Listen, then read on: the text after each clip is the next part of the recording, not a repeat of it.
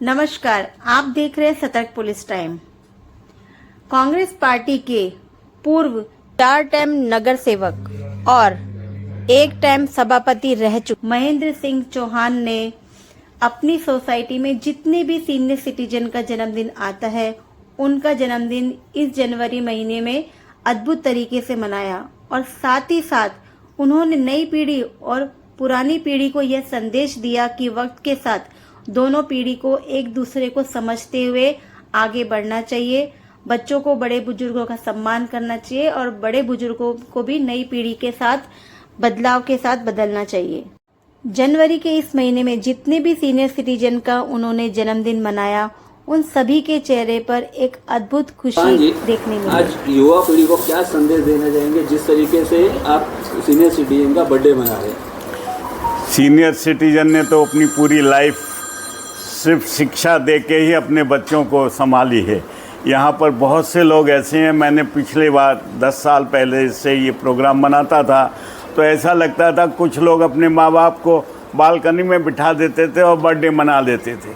हम लोगों को ऐसा कुछ दिल में लगा कि क्यों ना हम सबके साथ बर्थडे मनाया करें, हमारे माँ बाप हमारे बर्थडे में शामिल हों तो कितनी खुशी होगी, हमारा चेहरा कितना खुश हो जाएगा।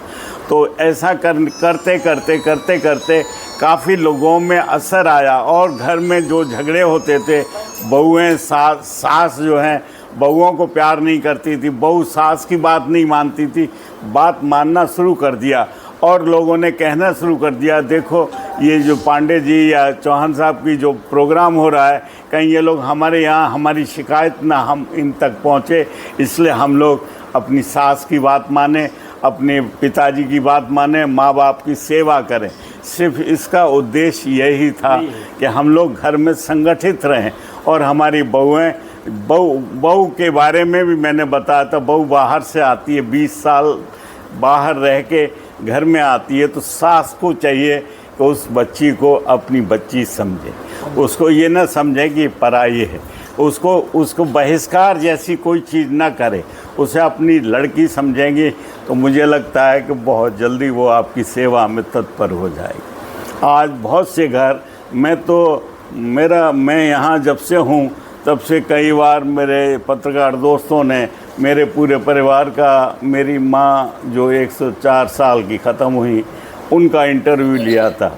उनके सामने उनकी सब बहुओं को बिठा के ये लिया था, तो उन्होंने कहा कि हम हमारी सास की बात मानते हैं, जो सास कहती है हमको नहीं आता है, हम सास से सीख लेते हैं। तो ऐसी बहुत सी चीज़ें जो हैं जिनको नहीं भी आता है, आजकल पढ़ी लिखी बहुएं आती हैं और झगड़ा हो जाता है।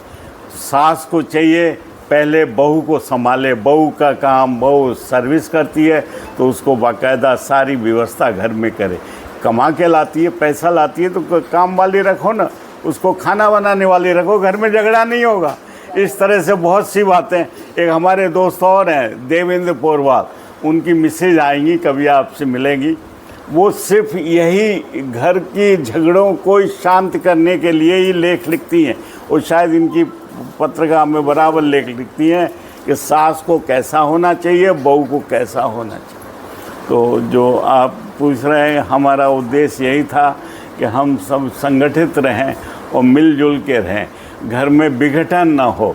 ये ना हो कि यहाँ वो इधर है, वो भाई एक दूसरे से नहीं मिल रहा है, कोई दूसरे से नहीं मिल रहा है, ऐसा नहीं होना चाहिए। तो कई बहू बेटा हैं जो अपने माँ बाप को बोझ समझ के उनको अनाथ आश्रम छोड़ते हैं, उनको क्या संदेश देना चाहिए? उनको संदेश ये है कि भाई आज भगवान ने जब जिंदगी दी है, अगर माँ बाप को उन्होंने भगवान नहीं समझा तो उनकी पूजा करना व्यर्थ है उनको वो अपने माँ बाप को ही मंदिर समझ के घर में रखेंगे तो ही ज़्यादा अच्छा है, समझे।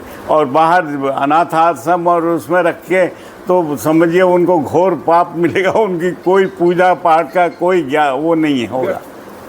इसलिए उन्हें माँ बाप की सबसे पहली सेवा माँ बाप की करनी चाहिए, उसके बाद वो अपने बच्चों को संभालें, उसके बाद घर में बहू को संभालें। ये सारा संस्कार उनके घर में आने चाहिए। मैं तो उसी ख्याल का हूँ, मेरे यहाँ इस तरह का ही सब वातावरण है, ऐसे ही संस्कार ज़्यादा मैंने और लोगों के भी देखे हैं। अब ये लक्ष्मण जी से मिलने का मेरा कोई तात्पर्य नहीं था, अचानक मैंने इनके घर गया, घर देखा, घर का इनकी मिसेज को घूमते हुए देखा। कई बार मेरी जिज्ञासा हुई, पूछूं, अब ये इनको इतना ज्ञान है, अज्ञानी बिना पढ़े लिखे होके जो ज्ञान इनका है वो सामने में हाथ जोड़ता हूँ कि भाई बाकी ज्ञानी हैं आप स्टेज पे बैठ के ज्ञान दे सकते हो। लेकिन कभी कभी हम लोग जो हैं अपनी ज़िंदगी निकाली है पढ़ लिख के।